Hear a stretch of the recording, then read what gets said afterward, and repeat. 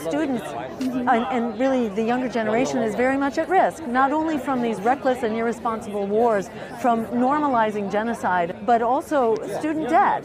Jill Stein, the Green Party candidate for the 2024 U.S. general elections, has pledged that if elected, she would terminate the unchecked support that Benjamin Netanyahu's administration has received, enabling the devastating violence in Palestine and across the Middle East to persist. Stein's involvement in the protests led to her being charged with assaulting a police officer. However, upon closer examination of the footage captured during the demonstrations, the OpenMinded Thinker news team observed a starkly different narrative.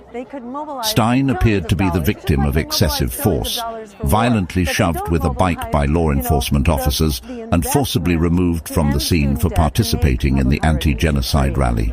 Yet, what captivates our attention today is not merely Stein's ordeal, but rather her resolute stance during a televised appearance on CNN. It was astonishing to witness CNN, known for its typically biased coverage favoring Israel, permit such dissenting views to air.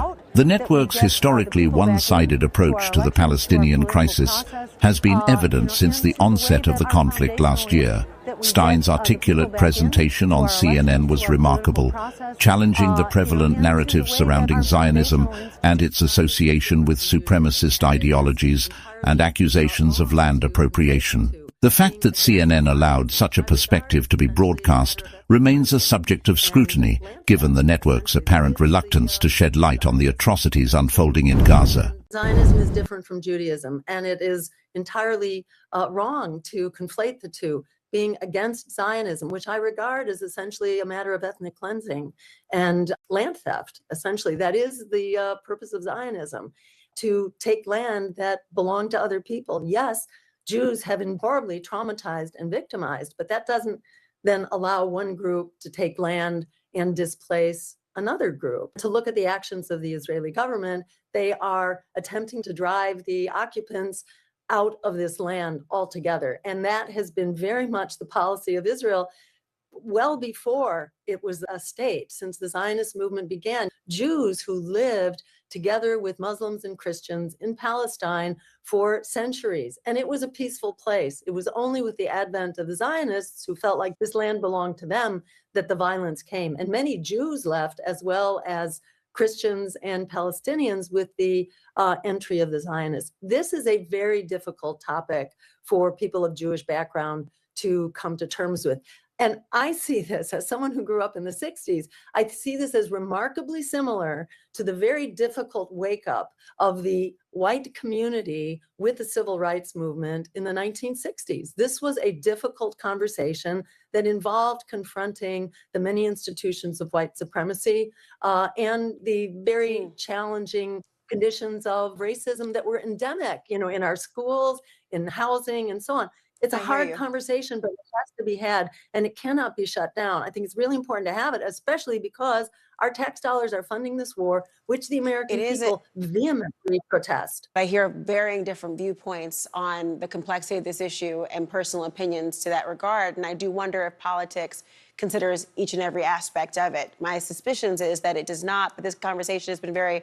I attended the encampment to basically show support for the students, because they are putting everything on the line. They are upholding the highest values of American society in opposing genocide, and also standing up for our constitutional rights to free speech and to the right to protest. These tactics that are being used by the police have actually been imported from the Israeli Defense Forces, which we now call the Israeli Occupation Forces. The Israeli Occupation Forces are part of these international training programs for police, and importing these very oppressive techniques that are used on Palestinians. It's actually began in 2011, and this was analyzed after the Michael Brown riots and the very brutal actions of the police force. In fact, in taking down Michael Brown, that police force, the St. Louis police force, had actually been trained starting at that time by the IDF.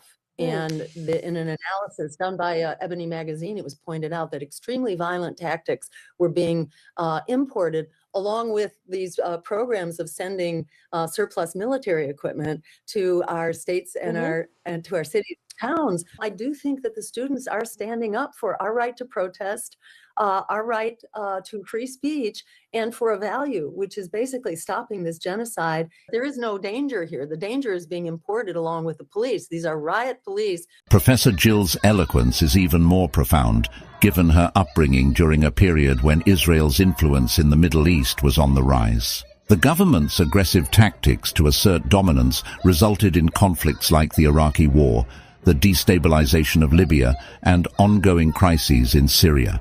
These conflicts purportedly aimed to create conditions for resolving the Palestinian issue, but often suppressed activism advocating for a Palestinian state.